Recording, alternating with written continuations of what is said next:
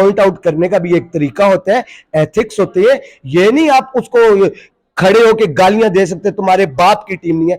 ये जो कह रहे हैं कि बाबर आजम अच्छा बंदा है, आप उसको नहीं कह सकते कि तुम्हारे बाप की टीम नहीं है। तो मैं इस वीडियो में कहता हूं कि मैं खुद ये कहता हूं कि बाबर आजम तुम्हारे बाप की टीम नहीं है, ये पाकिस्तान की टीम है। अगर तुम इसको लेके नहीं खेल सकते तो आप क्या कहना चाहेंगे?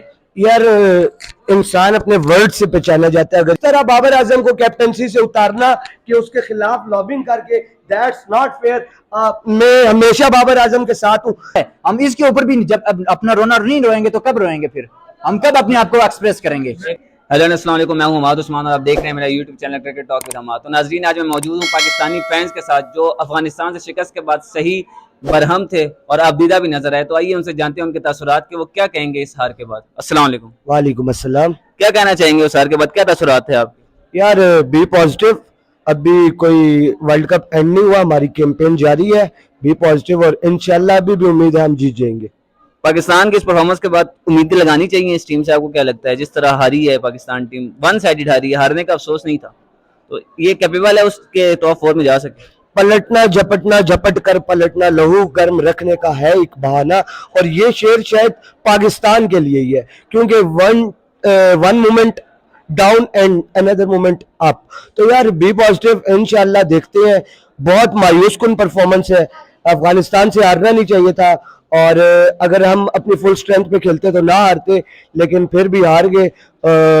वेल डन अफगानिस्तान ही कह सकते हैं। अब मुझे ये बताएं कि बाबर आजम के बारे में क्या कहना चाहेंगे? बाबर आजम के बड़े क्रिटिक भी, अगर आप इधर आ जाएं तो आप जो है वो आज आप बाबर आजम के जो है फैन हैं, तो आप मुझे बताएं कि बाबर आजम के बारे में आप क्या कहना चाहेंगे? वो किस क्लास के प्लेयर हैं? उनकी कप्तानी उन्हें अफेक्ट कर रही है नहीं कर रही? यार सबसे पहले तो क्या पता मैं बात करते करते रोना स्टार्ट कर दूं और एक्सप्लेन अपनी फीलिंग्स को, अल्फाज मेरे पास नहीं है कि मैं कैसे एक्सप्लेन करूं, लेकिन टिल लास्ट सांस, till last breath, Babar Azam, I love Babar. आप क्या कहना चाहेंगे? देखें, पहले तो जो इन शेर पढ़ा है ना, उस शेर को इनकाउंटर में ऐसे करूंगा कि खुदी को कर बुलंद इतना कि हर तकदीर से पहले खुदा खुद पूछे बता तेरी रजा क्या है। तो इनके इस शेर को तो मैं ऐसे इनकाउंटर करूंगा और इस शेर को मैं थोड़ा सा ऐसे एक्सप्लेन करूंगा कि यार देखो, आपको अपनी हार्ड वर्क की जरूरत है पाकिस्तान टीम को। आप जो भी हो, चले जो भी गए हो, हम तो पहले दिन से कह रहे थे कि ना ये स्क्वाड ही ठीक नहीं है, लेकिन आप जो भी लेके चले गए हो, लेकिन वहां पे जाके आप अब ये वहां पे करो कि यार आप लोग जो भी आ गए हो, बस जो भी था पीछे से जो भी है पर्ची गई है, जो भी था, लोग कुछ भी कहते हैं, लेकिन वहां पे आप जाके प्रैक्टिस करो, आप परफॉर्म करो, कंडीशंस को समझो कि क्या हमें परफॉर्म करना चाहिए, कैसे करना चाहिए, हमें प्लान्स क्या बनाना चाहिए, हम इनको कैसे एग्जीक्यूट करें। तो ये तमाम तर चीजें। और बाबर आजम की जहां तक बात है यार, तो देखो बाबर आजम 24 करोड़ अवाम को जो ना पाकिस्तान की लीड कर रहा है। पाकिस्तान के पास एक वाहिद जरिया है इंटरटेनमेंट का, थोड़ी सी खुशी जहाँ से मिलती है वो हमारे पास क्रिकेट है। ठीक है, हॉकी हमारे पास पहले होता था, लेकिन अब वहाँ पे भी हमारे पास जवाल ही है, वहाँ पे भी हमें कुछ नजर नहीं आ रहा। एक हमारे पास यही चीज थी जिससे हम लोग खुश हो रहे थे, लेकिन 24 करोड़ अवाम को आप जब रिप्रेजेंट कर रहे हो, उसके बाद बाबर आजम की आप पोस्ट मैच अफगानिस्तान के बाद की प्रेस कॉन्फ्रेंस सुने, उस बंदे का कॉन्फिडेंस ही नहीं है कि वो उस पर प्रेस कॉन्फ्रेंस को वो उसने कैसे उसने उसको बर्दाश्त किया, मतलब उसमें वो सीधा सीधा एक्सपोज हुआ है। वो कहते हैं कि ग्राउंड में उन्होंने कहा था जवाब दूंगा सब, मैं ग्राउंड में आना आप लोग, तो रात को रोते रहे हैं बैठ के। देखें, ग्राउंड की जो बात है वो तो सबको नजर आ गया। हमने एक लास्ट वीडियो में भी बात की थी इसके बारे में कि ग्राउंड के जो उनके हालात थे वो जस्ट एक प्रेस कॉन्फ्रेंस में जस्ट शो ऑफ था उनका। अभी तक हमें ग्राउंड में कुछ नहीं नजर आया, और इंडिया के ग्राउंड्स में भी उनको दिखाना चाहिए था, हम तो आके चुप होके बैठ जाते। मैंने लास्ट टाइम भी बात की थी कि हमारे जहन में उससे भी ज्यादा डबल क्वेश्चन आ गए हैं। हमें बताओगे हम कौन से ग्राउंड में आके आपसे वो क्वेश्चन देखें? आप मुझे ये बताएं, आप कैसे कह सकते हो कि उन्होंने परफॉर्म नहीं किया? आपके सेकंड लीडिंग रन स्कोरर हैं इस टाइम, ठीक है। उसके बाद ग्रुपिंग लॉबीज, आपने कौन सी लॉबीज क्रिएट नहीं की? जो आप इंटरव्यू देखें हसन अली का, हसन अली कौन से वर्ड इस्तेमाल कर रहे हैं, नेगेटिव प्रोवोकेशन वो दे रहे हैं, और उसके बाद आप उल्टा ब्लेम बाबर आजम को कर रहे हैं। ऐसा नहीं होता, ठीक है। आप ग्रुपिंग देखो, एक आपने खुद बात की कि 24 करोड़ को एक शख्स रिप्रेजेंट कर रहा है, और उसी के अंडर खेलने वाले लड़के एक पैड पे लगी हुई बॉल पे उसको आंखें दिखा रहे हैं। That's not fair. अगर वो वहां पे डिसीजन लेना ना लेना ये उसकी मर्जी है, और आप खेल रहे हो, आप कैप्टन नहीं हो, आप एक प्लेयर हो, और प्लेयर को प्लेयर की औकात बात पता होनी चाहिए। और ये जब अपने आप को स्टार समझ लेते हैं, चाहे वो बाबर आजम है, चाहे वो मोहम्मद रिजवान है, चाहे वो नसीम शाह है, कोई भी अपने आप को जब स्टार समझ लेगा तो वहां से उसका डाउनफॉल स्टार्ट हो जाएगा। कोहली ने जब अपने आप को स्टार समझा, डाउनफॉल स्टार्ट हुआ। और एक क्रिकेटर को कभी भी स्टार नहीं, क्रिकेटर बन के खेलना पड़ता है। तो ये इसकी एक्सप्लेनेशन है। आप दोनों तरफ देखें, आप सिनेरियोज को देखें, आप सर्कमस्टांसेस को देखें, आप 360 डिग्री के एंगल्स को देखें, फिर बताएं क्या बाबर आजम की परफॉर्मेंस मैटर करती है। और इस तरह बाबर आजम को कैप्टनसी से उतारना कि उसके खिलाफ लॉबिंग करके, दैट्स नॉट फेयर।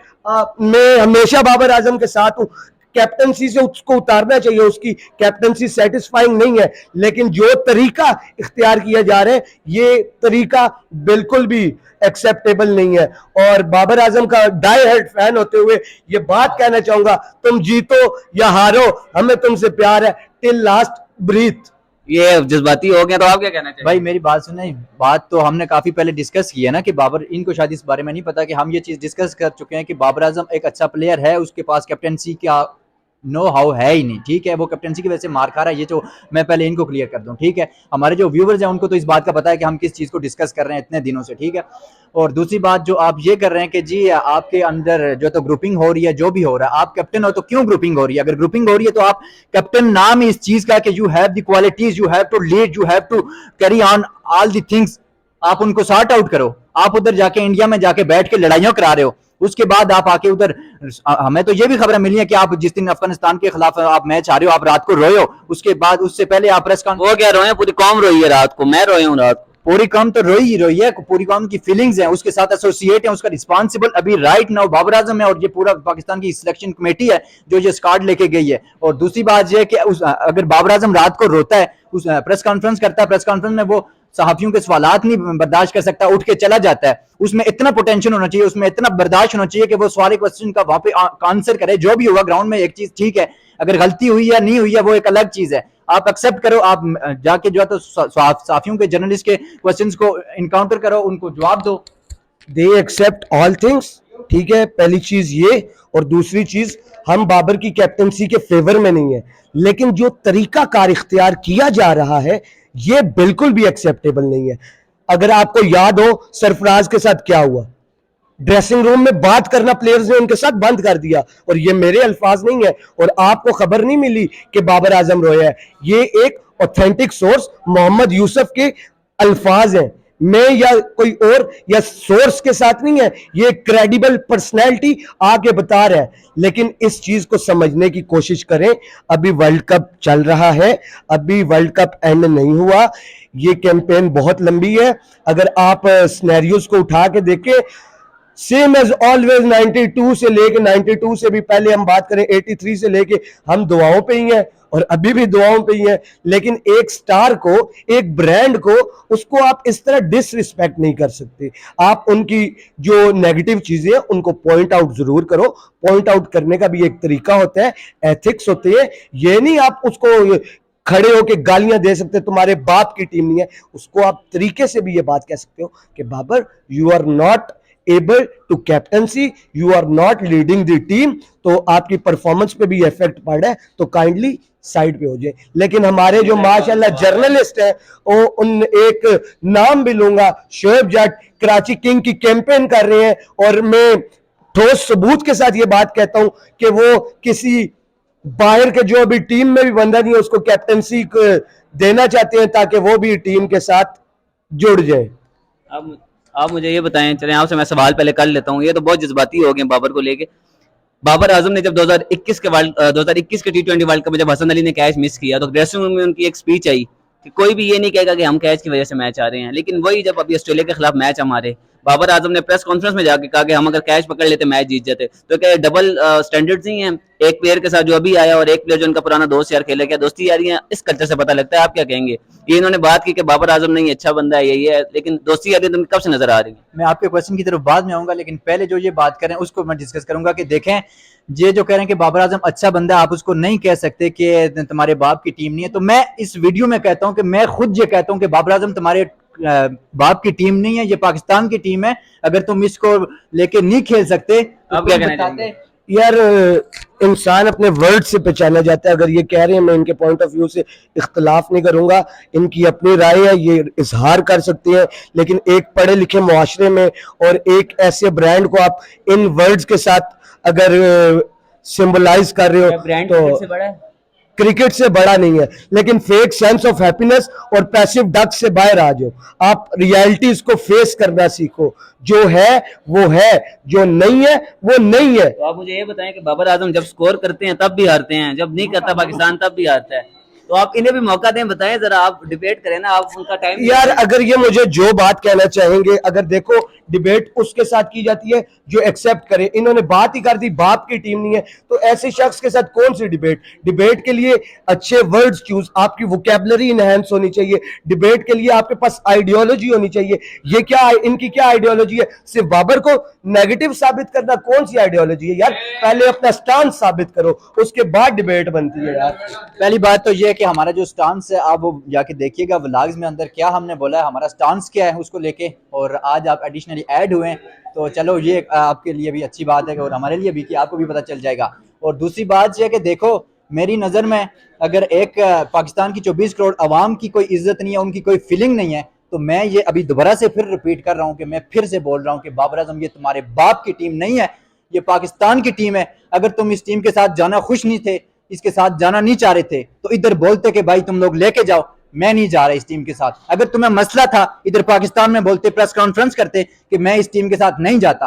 अगर तुम इधर रुक जाते, सबसे पहले मैं तुम्हारे साथ खड़ा होता। तुमने गलतियां की हैं, अब भुगतो। रात को जाके वॉशरूम में रो, अपने रूम में रो, या फिर तुम जाके प्रेस कॉन्फ्रेंस में उसी तरह सवाल छोड़ के उठ के आ जाओ। ऐसे नहीं होगा, तुम्हें जवाब देना पड़ेगा बेटा। गलतियां की हैं, जवाब भी वो देंगे। और बात ऐसी है कि जो आपके सवालों का जवाब अगर उन तक पहुंच जाते हैं वो जरूर देंगे। वो एक ऐसे शख्स नहीं है कि आप उनकी बाप को ललकारो या आप उनकी कोई भी उनके लिए आप यूज मुझे एक करो। सवाल का जवाब दें, जब टीम हारती है तो बाबर आजम के वालिद साहब क्यों उसकी फेवर में आते हैं, पूरे पाकिस्तान की सियासत क्यों खेल रहे हैं? ये बताएं ना। बाप जब खुद आएंगे तो बाप को बीच में नहीं लाया जाएगा, तो किसे लाया जाएगा? अगर पाकिस्तान मैच हारते हैं और उसके बाप उसकी फेवर में आता है, अगर आपको मैं हाईलाइट करूं, बाप उनकी पाकिस्तान के हारने की दफा फेवर में नहीं आए। जब अगर बाप ये कहेगा पूरा पाकिस्तान बाबर है, जो खेल रहा है वो भी बाबर है, मोहम्मद- तो बाप बीच में आएगा ही नहीं आएगा? आप मुझे बताएं। चलिए। बाप उनके तब आए थे जब मोहम्मद आसिफ ने एक नेगेटिव बयान दिया था। उसको मुझे हाईलाइट करने की जरूरत नहीं है, वर्ड्स को मैं बार बार दोबारा से कह रहा हूं। हम लोग खुद भी लोगों के ओपिनियन बिल्डर हैं, तो हमें चाहिए कि वर्ड्स ऐसे इंतखाब करें ताकि लोग अच्छा हमें समझे। अगर हम भी उनको यही बताएंगे, ऐसी पॉलिटिक्स बताएंगे, बाप नहीं है यार। क्रिटिसाइज सारे करते हैं, लेकिन एक वे होता है क्रिटिसाइज। मैं आपको ये नहीं कह रहा, आपका राय है, आप उनको क्रिटिसाइज करो, जितना ज्यादा क्रिटिसाइज कर सकते हो करो, आपका ये फ्रीडम ऑफ एक्सप्रेशन है, फ्रीडम ऑफ स्पीच है। लेकिन the way you choose, this is not right way.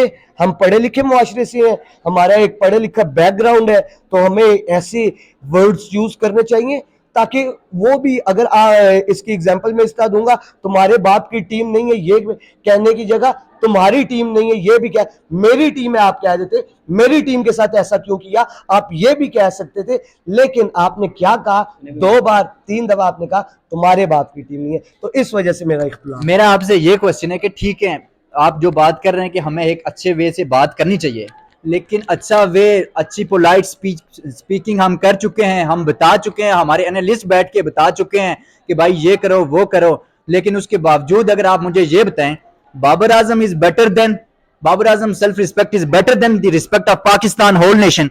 Yes और no, in simple words, yes और no? No, Pakistan is no, yes exactly. और 24 करोड़ आवाम की जो फीलिंग्स हैं वो इसी रिस्पेक्ट की वजह से बाबर आजम को क्रिटिसाइज कर रही हैं, और मैं भी क्रिटिसाइज कर रहा हूं इसी वजह से। एक मिनट मुझे मौका दे दें, मैंने आपकी बहुत बात सुनी है, मैं भी इसी वजह से कर रहा हूं कि यार हमारा कोई दुश्मन नहीं है बाबर आजम, हम पाकिस्तान के लिए लड़ रहे हैं, हम किसी के सामने मुंह दिखाने के लायक नहीं है। और जब बाबर आजम इतना बर्दाश्त नहीं कर सकता, इतना इस चीज को सॉर्ट आउट नहीं कर सकता कि उसकी टीम में जो 15 लड़कों की टीम है, 17 लड़कों की टीम है, उसमें ग्रुपिंग चल रही है, वो अकेला हो रहा है, तो वो क्यों नहीं अथॉरिटीज यूज करता, वो क्यों नहीं ओपनली क्लेम करता? ग्रुपिंग बनाने वाले खुद हैं। रोटी ग्रुप कौन है? क्यों लेके गए हो, पर्चियां क्यों आई हैं, किधर से लेके गए हो? अब ठीक है, शाहीन ने आंखें दिखा रहे हैं, रिजवान ने प्रैक्टिस में आंखें दिखा रहे हैं, तो इसका जिम्मेदार बाबर आजम ही है। हम समझा समझा के थक गए, हमारे साथ एक और भी और दूसरी बात ये है कि जो बात है पोलाइटनेस की, ठीक है भाई का पॉइंट ठीक है, लेकिन हर चीज की यार एक लिमिट होती है। हम कितना बर्दाश्त करें यार, हमारे पास आखिरी सोर्स ऑफ हैप्पीनेस था, वो भी हमसे जा रहा है। हम इसके ऊपर भी जब अपना रोना नहीं रोएंगे तो कब रोएंगे? फिर हम कब अपने आप को एक्सप्रेस करेंगे?